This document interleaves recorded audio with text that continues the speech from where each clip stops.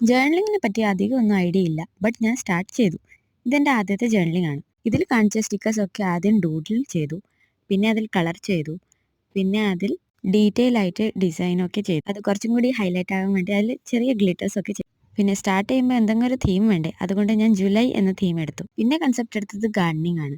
ജൂലൈയിൽ ഏറ്റവും കൂടുതൽ മഴയൊക്കെ ഉണ്ടാകുന്ന സമയമാണ്. അപ്പോൾ ഗാർഡനെ കാണുമ്പോൾ എപ്പോഴും ഫ്രഷ്നെസ് തോന്നും. പിന്നെ ഡൂഡൽ ഡ്രോയിങ്ങും ചെയ്തിട്ടുണ്ട്. ഗാർഡനിൽ യൂസ് ചെയ്യുന്ന ഓരോ ഒബ്ജക്ട്സ്, പിന്നെ ഗാർഡനിൽ വരുന്ന ഇൻസെക്ട്സ്, അതേപോലെ ബട്ടർഫ്ലൈസ്, അതിനെയൊക്കെ ഡൂഡ്ലിങ് ചെയ്തു.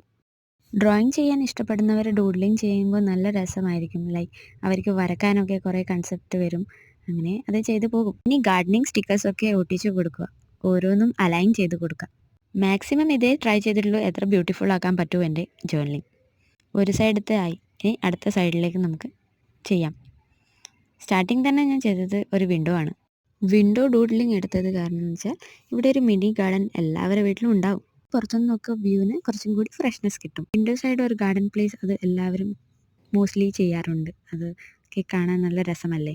വാൾസിലും ഉണ്ടാകും, ഹാങ്ങിങ് ചെയ്തതും ഉണ്ടാകാം. നമ്മൾ ടേബിളിൻ്റെ മേലെ വരെ ചെറിയ പൂച്ചട്ടി വരെ വെക്കുന്നത് ഇപ്പോഴത്തെ ട്രെൻഡാണ്, റൈറ്റ്?